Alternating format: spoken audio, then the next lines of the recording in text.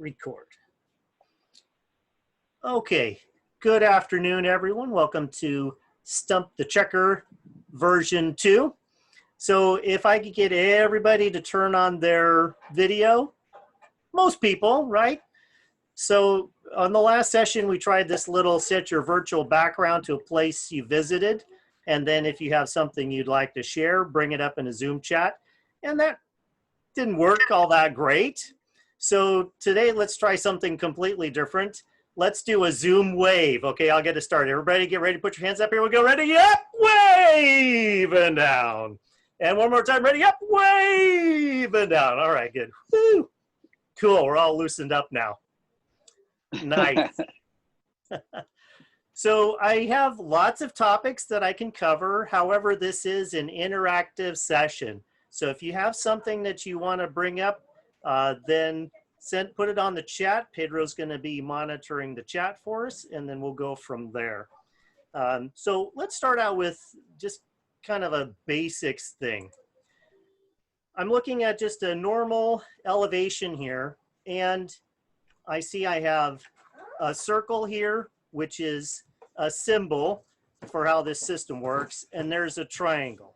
So doing our discussion and research with the drafting team, we know that this circle is going to be for our wind load connection. And we can look at our one on 501 and verify that. Yes, this is a moving connection here. We're expecting this unit to have some movement between the sill track and the bottom of the unit. Now, if we go back to the elevation and take a look at the stack joint, we see that this unit is dead loaded. It's anchored on the floor line. So we're expecting that we're not going to get any movement out of there. So I did a little clip here to talk about that. Okay, I'm going to do a little visual control on why the triangle is the symbol for a dead load and why the circle is a symbol for the wind load. So the dead load, we know that it doesn't move, and the wind load, we know that it does. So let's see what happens when we just start throwing these things down. Okay, well, those wind loads are moving all over the place, but the dead loads, they're stationary. So there you go, just a little visual control on why the triangle is the dead load and that circle is the wind load. You can visually see that movement when you look at it from that frame of mind, right? Okay, so Pedro, any thing up in the chat yet? Nope, nothing yet. All right, very good. So we're gonna move over to, well, I gotta move my screen a little bit so I can see my notes. So the first item was actually from Chris Larvick. He was asking the question, he'd heard us mention the term profile modifiers quite a few times. And so he said, well, what is a profile modifier and how is it used? So we're going to go into a little bit of detail on that. When you look at a set of shop drawings, the drawings tie in with details. So in these cases, for example, let's look at this 2 on 556 vertical detail. So it shows all the parts and pieces, shows the conditions of how this would normally be used. And then down here, we've got the families. So these are the Revit families that are used to create that shop drawing detail.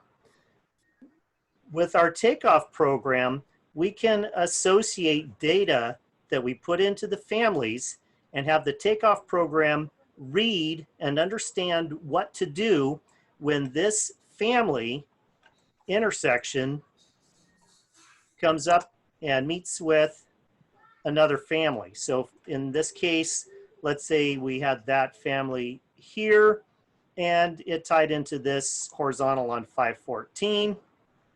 So the normal intersection between that vertical and that horizontal, we could tie in the data that's associated with those intersecting points and create the fab tickets that are associated with that.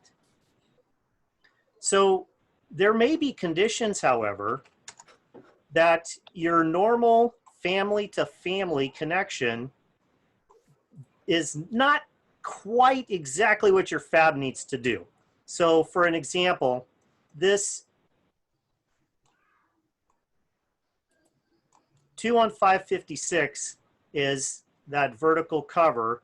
And in a lot of these cases, this horizontal cover that runs across here also has this little vertical cover underneath. So the way that this one's going to work is the vertical is going to run through, the horizontal is going to notch around it. Well, we have the same detail call out here, this 2 on 556, and we have the same detail calling out across here, this 2 on 502, for example. But when you get to this detail over here, you can see this blue cover, that's the vertical cover, it changes below this. And with that change, it actually affects the logic of the parts. So if I just relied strictly on my intersection to read what happens with 2 on 556 and this 2 on 502, the fab tickets that I would get and the logic would be based on how those parts normally intersect and how those tag sizes are created from the Revit model and brought into the takeoff program. This case, however, the horizontal needs to run through and this vertical needs to sit on top of it. So this might be a good candidate to do a profile modifier where we have to put in a little bit of data that indicates that even though I'm calling out the same details that I had previously set up, I might have to do something different on my fab tickets in order to make the horizontal run through here and have the vertical sit on top of it. So that's one of the ways that we could visualize what a profile modifier is. So in addition to that, well, let me pause there for a second. So I'm going to ask Ryan to chime in on this item, and the next one is we're going to talk about intersection reports. So Ryan, any additional notes on profile modifiers? This is just one small example. On Matilda, we had a lot of examples where this could occur. Yeah. Do you think I could share my screen? Sure. Let me find my controllers since I'm there. Okay. So, Bill mentioned a lot about intersections and just exporting data from Revit. So what we do is we generate an intersection report directly from the Revit model. And what this means is it grabs the main family of what we want to look at, and then it pinpoints any intersection it runs across. So this vertical family, in particular this profile modifier, when it comes across these horizontal families X amount of times. So I'm just using this one for an example. So if we were to go on the model, we can visually see that right here. We can see that we identified this as a profile modifier situation because this vertical face cover stops and then transitions to an inviso. So in this case, here's our vertical mullion, and then we just added the profile modifier in here, and naming it is really up to the operator and just communicating throughout what it means. That's pretty much what I got for the data setup. And you know, the thing about the intersection report, what makes it so great is we get to see what's the scope of the whole project and how many we need. And as you can tell already, just within a couple lines, there's a lot of profile modifiers in certain areas that are very particular for this job. And it makes us understand where we need to focus. Great. Thank you, Ryan. one of the other things about the uh, profile modifiers and then moving into that intersection report, we want to run out the intersection report. Let me go back and share my screen just so you guys have a visual there. We want to run the intersection report. Hold on, I didn't hit share, did I?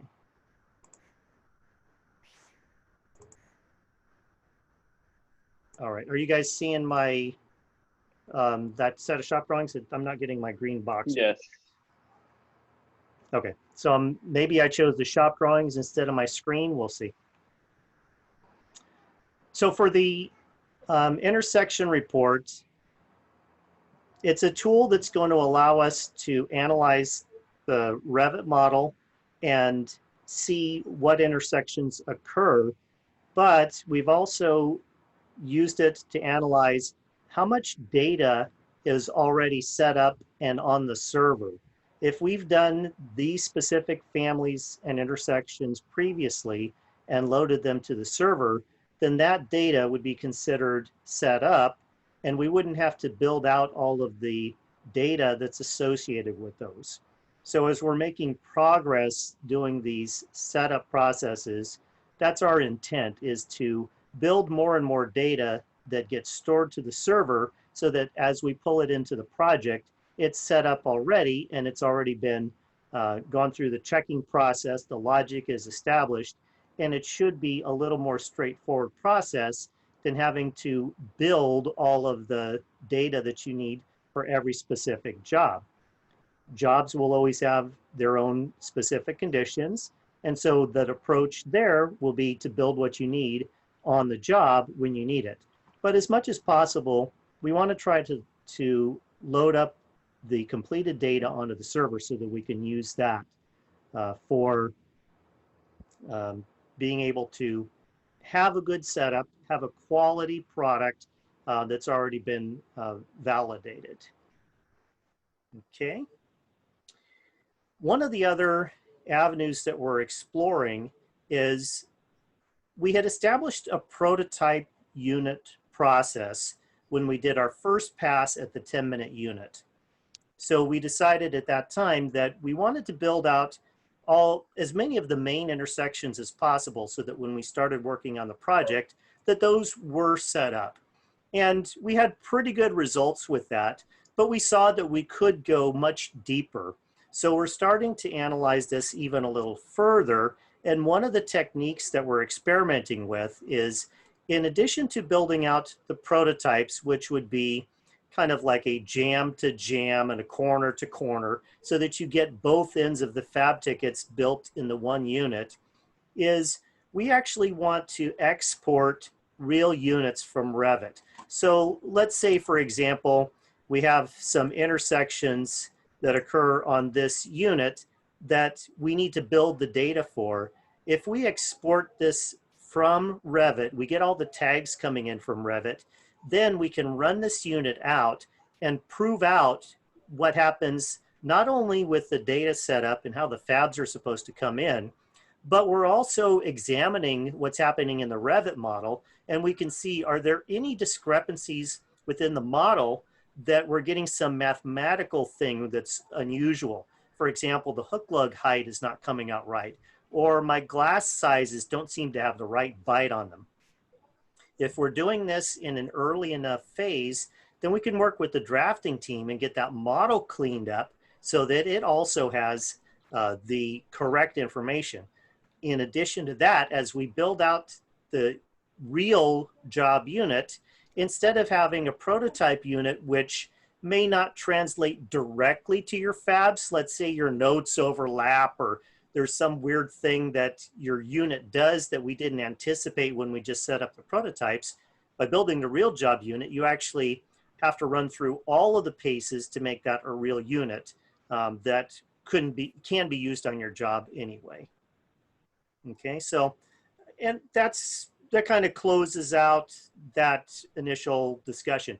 So first, before I move on, any questions or comments about kind of this first area of discussion? Profile modifiers, intersection reports, data setup, or the bouncing ping pong balls and painter triangles. They are actually golf balls from the wind load, dead load. So any notes or comments there first? Can I comment on the profile modifiers, Bill? Yes. What you show for the profile modifiers, it's very good. But I just wanted to emphasize you kind of showing the fab level of the profile modifiers, which we're not expecting to have from drafting because this is quite advanced. The regular profile modifier, it's much more simpler, and we are naming it after the detail, so the name is established.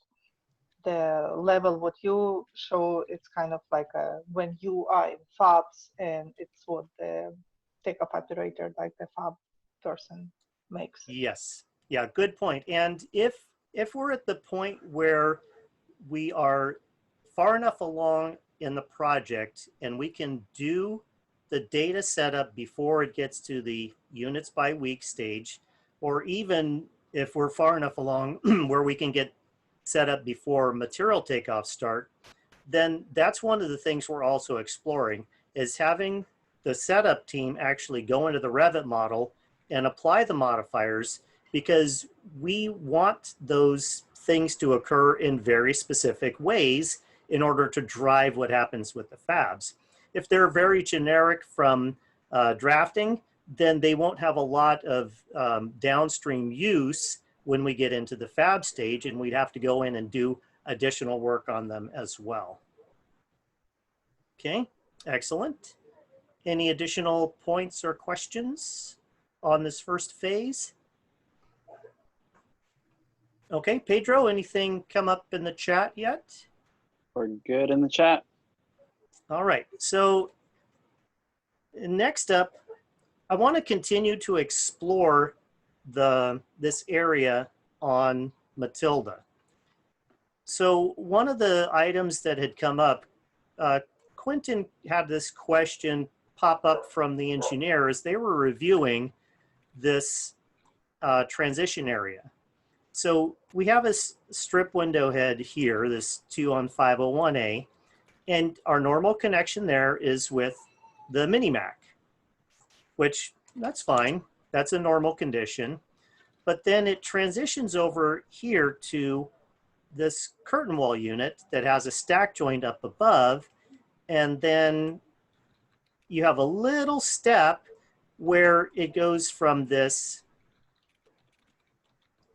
parapet type head into the horizontal. So these are aligned with each other, but this is a horizontal mullion now. And because it's a horizontal mullion, it's just a square, a rectangular shape, a closed shape, this 514. So it doesn't have access to be able to easily put the hook lug, the Mini-Mac in there.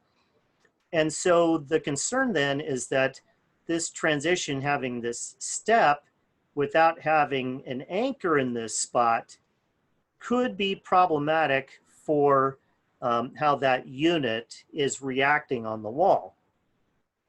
So Quentin actually did a study on these, and this area was too small to be able to fit a Mini-Mac in there regardless. So we discussed a few ways of how you might approach that.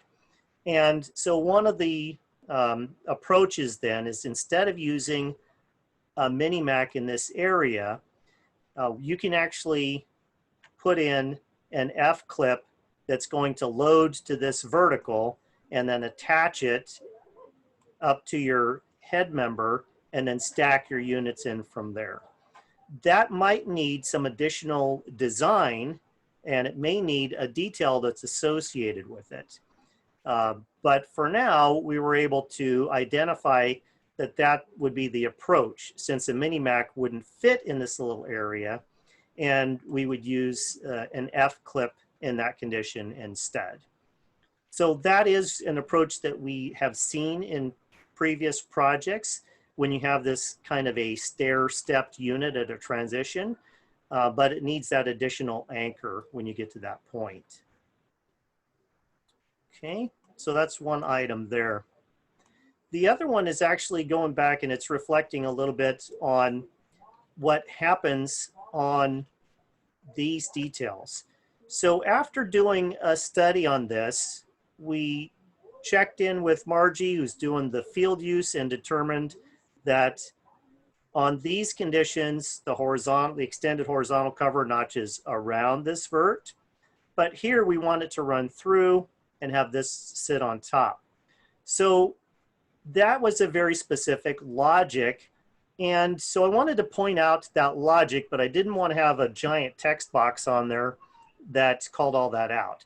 So one of the techniques that you can use if you're using Bluebeam is you can do any kind of a markup. In this case, I just grabbed the ellipse tool and drew a circle. And then if you select this and right click on it, you can do this thing called Open Pop-Up Note. And then in your pop-up note, you can put in your text, and then when you close it, now when you hover over this, it gives you that text. So this is actually the real pop-up note that I had. So now you can see when you hover over it, it tells you what's on that pop-up note, or you can also right-click and open the pop-up note itself, and then now you can read the logic.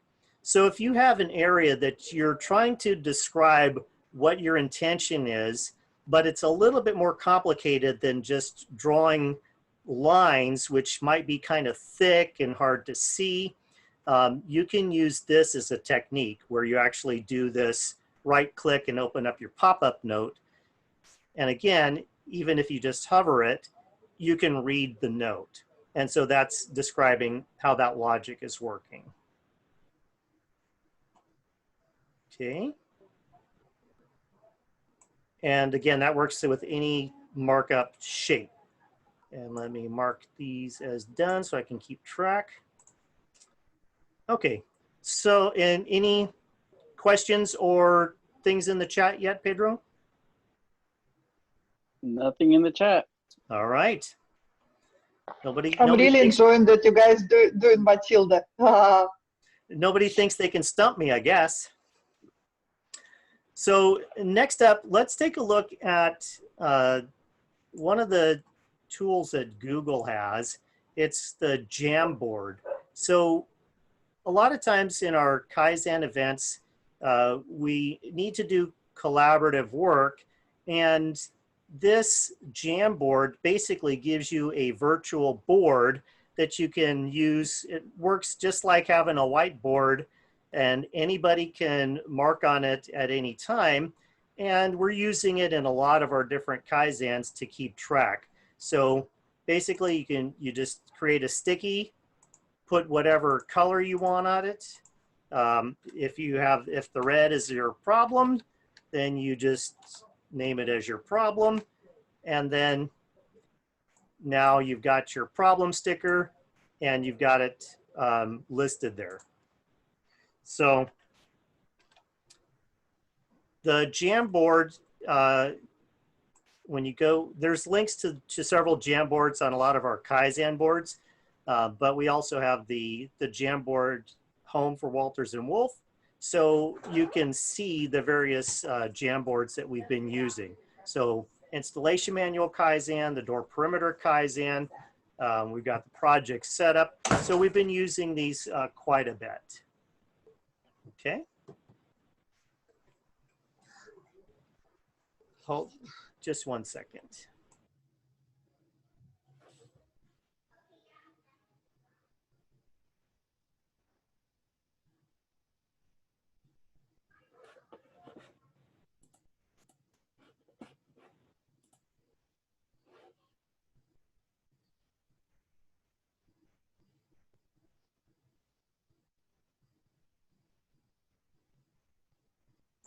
All right, so little delay there.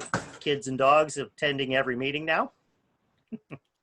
So anyway, the Jamboard is a good way to be able to do some collaboration.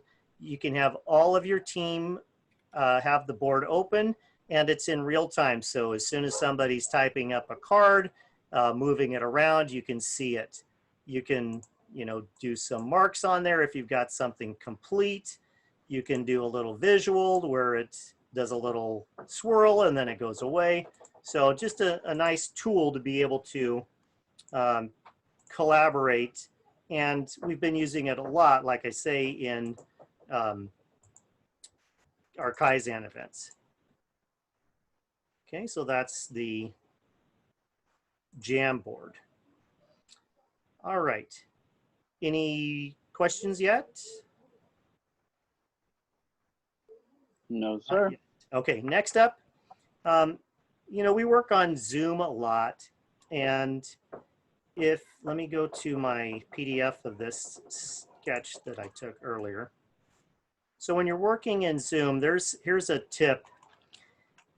If you have your chat open and in your recents, you can kind of see who's available. You can see them in green, and then you can also see who's in a meeting because they're in red. Well, sometimes you want to talk to somebody and they may be in a meeting, and there's a nice method to be able to get a little notification when they're available so that you don't have to keep looking back at the board and checking or sending a note that says, call me when you can. So if you hover over on the right side, there's a little drop down that comes, that appears. And in the drop down, it gives you several different options. I mean, you could just go and meet directly with the video. Of course, that option is the same as this button up here where you just touch that button and it'll create an instant video. In fact, if you have a chat like this one, we've got 7 or 8 of us in this chat. If you hit the meet with video, it'll instantly video everyone that's in that specific chat. So that's kind of a side tip. But in this case, Pedro was busy. I wanted to just be notified when he was available. So I just scrolled down and then clicked on the notify me when available. And then it comes up with this. I did it also with Chris here. It comes up with this little symbol that tells me that I'll get a notification when his status changes from busy to available. And at that point, I would be able to follow up with him and I'll know that he's not in the middle of another Zoom session at that particular time. Okay, so there's that one. Any yet? You guys are making this too easy. You got nothing. But that's a really good one. A lot of us always don't know when someone's not busy, and then we wait and we forget, and then like an hour and a half later we check again, and it's like, oh, they're in another meeting now. So yep, that's really so good. That's a good tool, and we're all using Zoom a lot. So, all right. So a lot of times, if we're doing a little task, we may wind up creating a little video, just like that one that I showed with the painter's triangles and the golf balls to represent the wind load and the dead load symbols. And if you want to submit a video, you can actually go to engineering and training. And this is from the Kaizen that we did from the previous year's offsites. So we've actually cleaned this up recently, and you have the contact training support team module here. And if you want to create a video and have it published on YouTube already, you can actually just click on send mail to submit video. It'll come up with this little pop-up and you hit open. And now it's pre-populated. It's going to the training support team with the subject of please post the video. And then it's got the little items that you need to fill in, which includes the link to the YouTube. And because it's not the previous version that we had, it tried to open it in a mail program, but this is just a template. So it opens in your own Outlook. So it comes up with your own signature and everything. So it's a much cleaner interface. It looks like a normal email that you would send anyway.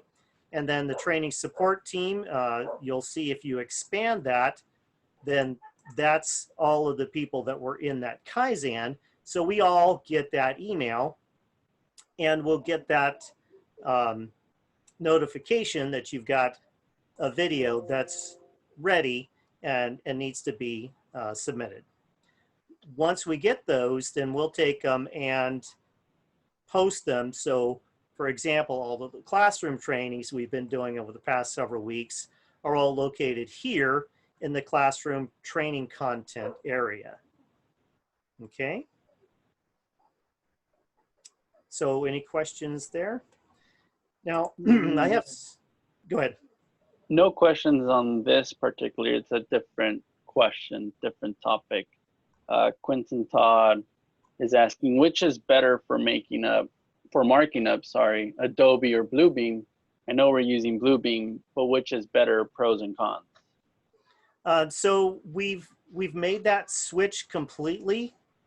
You should not be using Adobe because it's not supported, and we're not supporting that software anymore. So that answer is pretty straightforward, is you should only be using Bluebeam at this point. Yeah, that's right. But I mean, I know there's a couple of pros and cons for each one. Do you have a preference? Like if it were up to you, would you still stick with Bluebeam or? Yes, yeah. Bluebeam, I know that some people don't love the fact that, especially when you have a studio session, you don't have a back button. So when you click on a link, you know, anytime you zoom around, even if you hit your previous view, it doesn't take you back to that previous page. But for me, it's easy to develop the technique to be able to go back to where you were. I just type in the page number that I was on, either by page. I knew I was working on page 33, or if I wanted to go to a specific page, I use the bookmark and go to, Margie pointed out a question. We had a similar elevation on 205A, so I just went directly to that since I don't know what the page number is. Or you can just type in the page directly if I want to go back to sheet 203, or if I want to go back to the sheet 2.01. The only thing that's a little unusual here is that if your sheets are like 205A and 205B, if I type in 205B here, for example, it doesn't know what that is. So there is one little busted thing there, where in that case, I would navigate using the bookmark. And then if I want to get back to this page again even faster next time, I'll remember that page number. So my main elevation I was checking on was this one. So I'm just remembering that that's what that page number was. If you do it with the capital letter, it works. Oh, okay. I guess it's cap sensitive. Excellent tip. Thank you, Pedro. So see, working together, collaborative stuff like this, that's how we learn and really expand our knowledge, right? Just being able to see how somebody is doing something. And that's, if you're stuck in Adobe and you're like, oh man, I really wish I could just keep using Adobe. If you watch somebody using Bluebeam that's proficient at it, you can pick up a lot of those techniques. Let's just, I mean, just for example, the ones we just talked about already today, but let's say that you were, you wanted to indicate something that occurred here, and you're typing out your note, and then you realize that you want to put that in multiple spots. So you can actually select your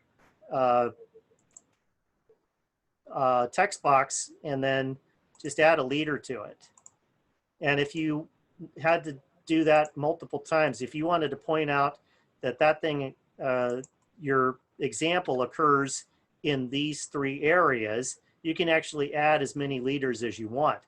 And once you have those leaders, you can actually drag them around so that the visual for where the leaders is going to, they just stay connected to your elbow here. So you have a lot of flexibility in how you maneuver this thing around to make it fit on the page properly. You don't have to manually select and put lines in from your text box each time.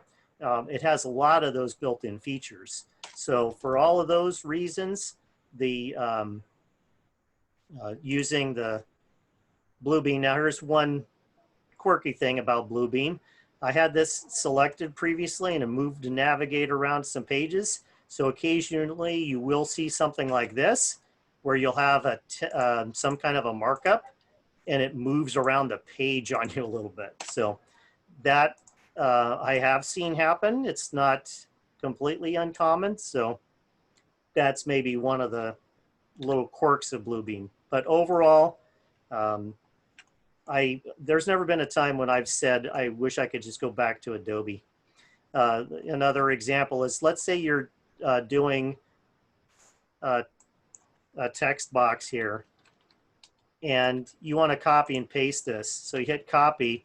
Well, in Adobe, if you hit paste and you just hit your Control V, every time you hit Control V, it's going to paste it like in these stair steps, right? But let's say if I want to paste that text here. Well, in Bluebeam, I just put my cursor over here and paste it, and it pastes it right where my cursor is. So there's a lot of advantages in Bluebeam that you don't have in Adobe.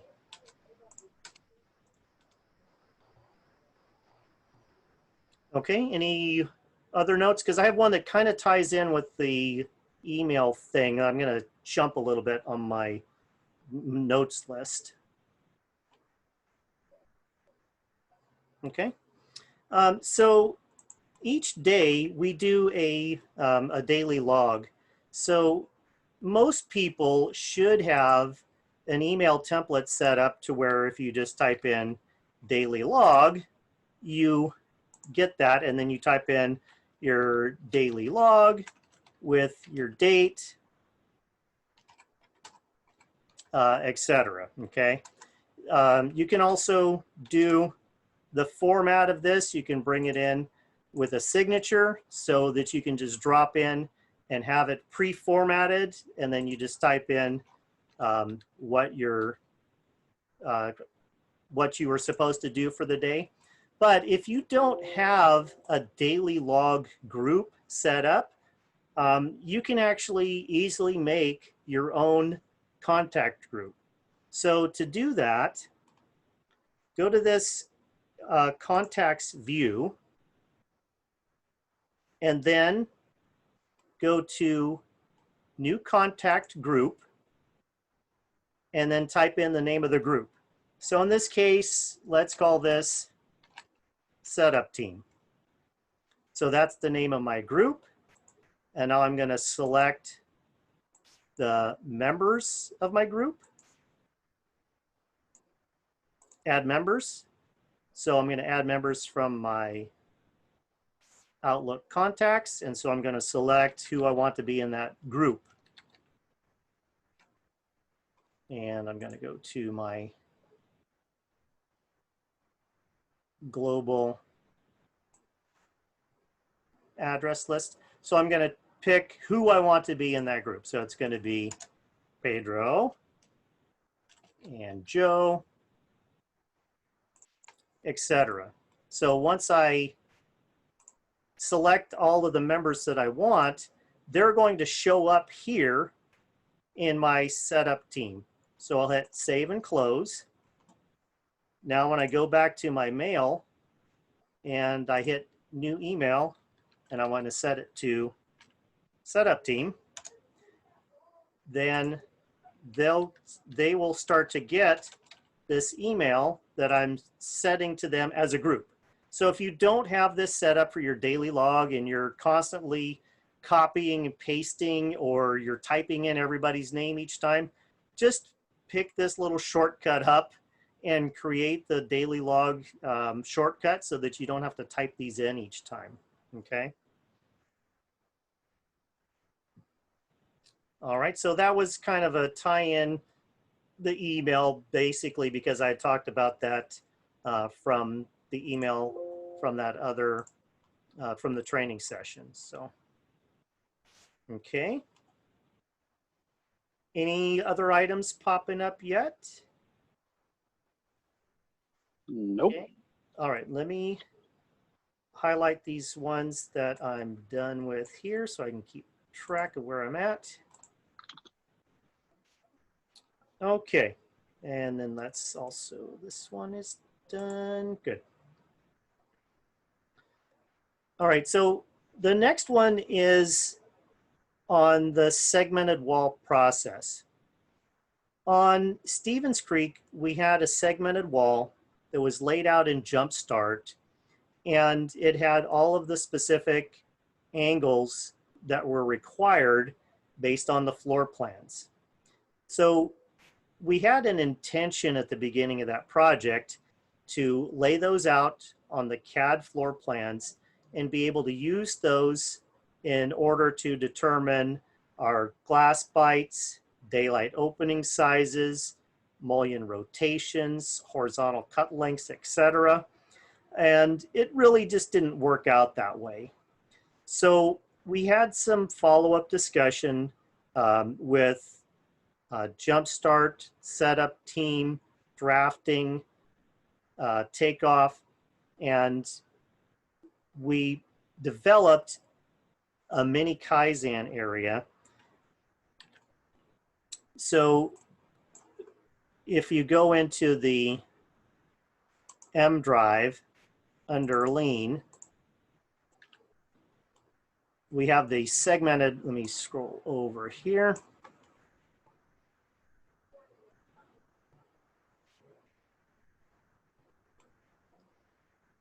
We have the segmented wall process mini Kaizen.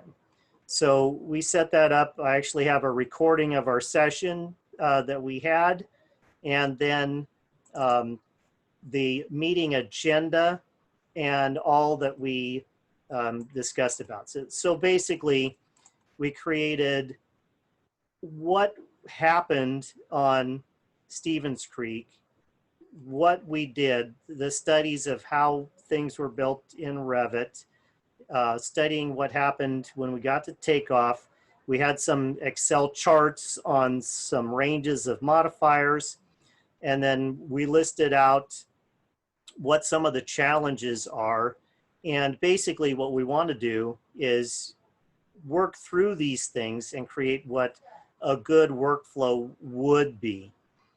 So we came up with some next steps, and then I created a spot just so that we could put individual notes on as well. So this is in progress right now, but one of the areas that we're exploring is that if you have a segmented wall, in this case, this is Sahara's layout for Stevens Creek. She identified basically just a numbered location for each of the units, what each of the mullion angles needed to be. And then because she placed them on the floor plan, she was able to actually keep the spacing between the mullions that we need, which in this case, it's a 1/4 inch space at the rotation point where this gasket occurs. Now, the difficulty that we saw on this project is that the Revit families are placed in the model, and the rotation of the Revit family, the Revit insertion point, is out at the face of the system. And so it's out here. So when you get these slight variables in your degrees as you're tracking along this wall, the key point of this discussion is you can't use a live cut from Revit to be able to do a layout, because Revit does not draw as accurately as what we need to do in our segmented walls. We still have some work to do. I mean, we only had the initial discussion so far on what some of the problems were and what we experienced. So we still have the work to do on how do we develop what the process itself should look like. So I won't be able to answer what are we going to do in this case yet, because this is just an initial discussion and recognizing that we need to do a mini Kaizen in order to work out the steps so that we have a process that handles how do we do segmented walls from Jumpstart, family setup, drafting, takeoffs, fabs, and to the shop and field, so that it's one process that flows all the way through. we've done a variety of things in the past in the way that we've had to work on segmented walls. We've worked on a lot of different methods to be able to do our own layouts. We've done calculations on how to figure these out, but we haven't really firmly established what the process itself should be. If you asked one person from each team what the process should look like, you wouldn't get a consistent result in what they thought that they needed to do in order to make it work for their next customer. And so ultimately, we want to just refine what that's going to be. So that's just kind of a heads up that that's another one of the items that's being studied. But once we develop what those are, we may come up with a better process.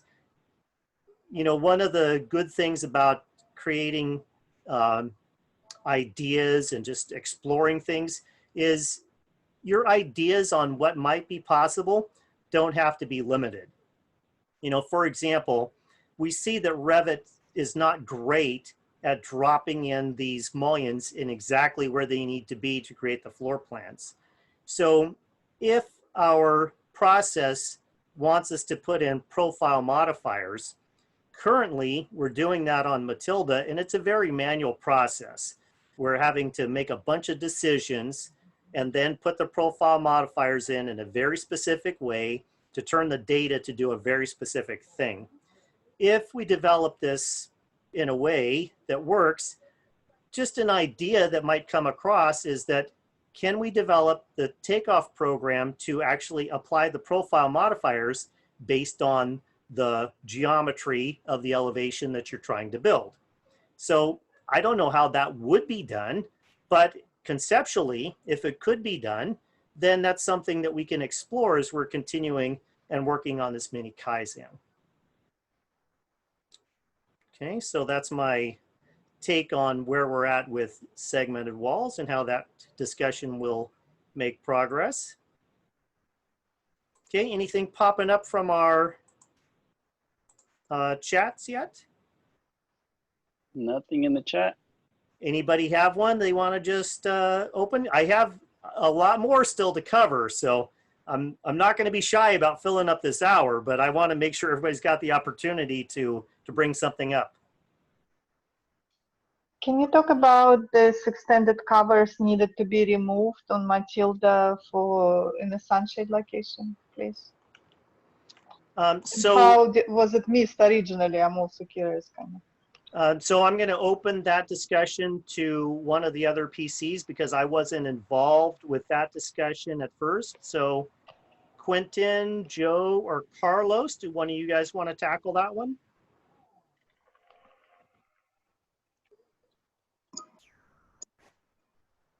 Okay, so in the beginning, when we were doing the takeoffs on these, there was an issue where the sunshade bracket was at and the extended face covers would go on. So basically, we would have to cut the extended face covers down a 1/16 or a 1/4 inch to give it room to be shop applied. But the PM didn't want to go that route and wanted to keep it pretty much tight. So we had to remove the extended vertical cover and make it field use.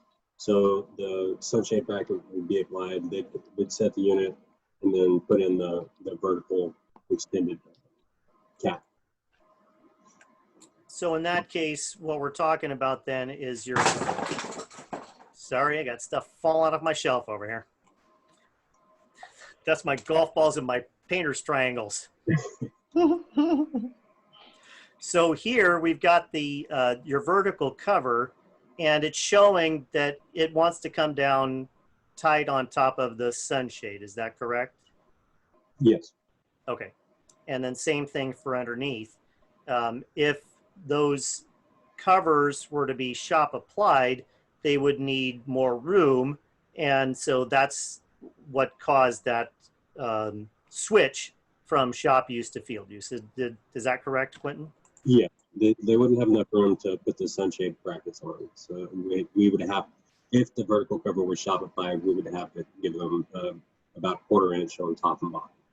So because the sunshade itself needs to rotate up in order to be installed. So it doesn't come in straight. It has to go over this pin. And so it has to start up at an angled side. And so that would make it necessary to create the clearance there. Yes. Okay. Excellent question and response. Thank you very much. Okay, any additional? Okay, so the next one I want to talk about is, have you guys heard of the Standards League? The Standards League? Anybody? I think, Yeah. yeah, it was the sort of. usually first, was the meeting, right? So the Standards League is not what we used to call the Standards Team, which was me and Joe and Tony and Javier, where we would get together and try to resolve little issues that came up. There were some bigger issues that would occasionally come up that needed to be reviewed by the Standards League. Comprises of the shop, field, jumpstart, drafting, takeoff, and basically you've got some representatives from each of those that can weigh in when somebody has a question, like a design question. So let's say you've gone through your project and you're seeing that there's an inconsistent way to attach your parapet cap. So that question potentially could get posed to the Standards League. The Standards League reviews all of those. They make notes on a Bluebeam Studio session, and then Steve Watts is the arbitrator of that. He'll go in and investigate the comments, come up with a decision based on that, make sure that that works with the majority of the stakeholders, and then that will be the decision going forward. So where those things are documented is on the J drive under Standards League, and then we have these Standards League questions. So as of now, there's 34 items in here that have been posed as questions, and a lot of them have been resolved. So this, for example, could be a resource that Joe and his team might refer back to as they're developing the engineering decision tracker, because a lot of these things where there are decisions made on these are listed here. So let me give you a couple of examples. Under number 18, it says T-lugs. So I'm just going to go straight to the answer on T-lugs. And so what happened is that we had some job conditions where there was a 3-inch mullion and a 2 3/4 inch mullion. And we're like, okay, how should these be sized? And so rather than having the shop drawing say cut size at 2 1/4, it should actually be based on the logic. And so what we did is we have the answer, and it's the logic, the mullion width minus a 1/2 inch. So for a typical 2 3/4 inch mullion minus a 1/2 inch, your lifting lug should be 2 1/4. If you had a 3-inch mullion, it should be 2 1/2 inches. So that's an example of how the Standards League reviews, comes up with a response. And then once these are published, we'll put these on our engineering meeting notes for Thursday to go over these resolutions. So that's one example. And I only have a few minutes, but I've got a few more that I wanted to touch on. Number 13 is a good one. Go back to my Standards League questions. And number 13, sill track fastener spacing. So we had a question about how do anchors occur at silt tracks? So what we came up with is this, where the anchors are at, sorry, one second. Go on, noisy dog.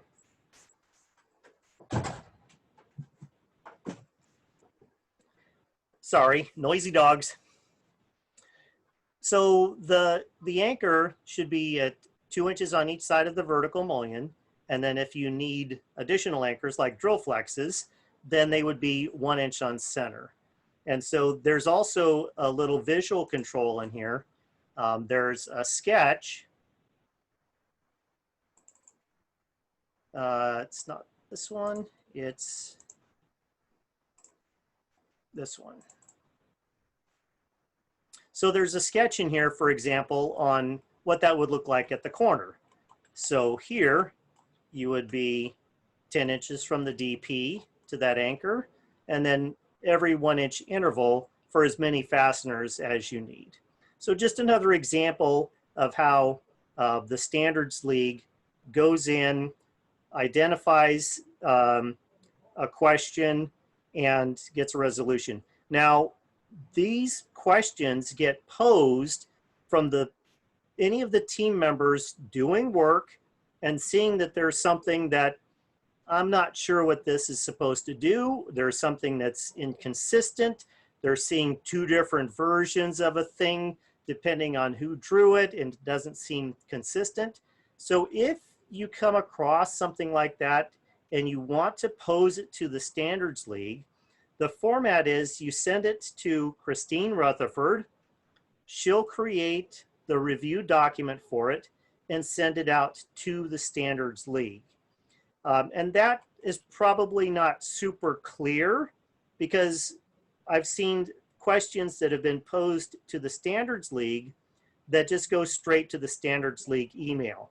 And if you don't remember to send it to Christine first, then that's one way that you could get it into the queue. However, she has a process for actually creating the studio session for it and sending it for review and putting the time frame on it.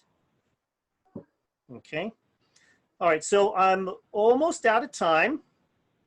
So I do have more. So I guess if we need a check, a Stump the Checkers version 3, I could continue on my list of my laundry list of items. But any last minute questions or notes about any of the items that we talked about today?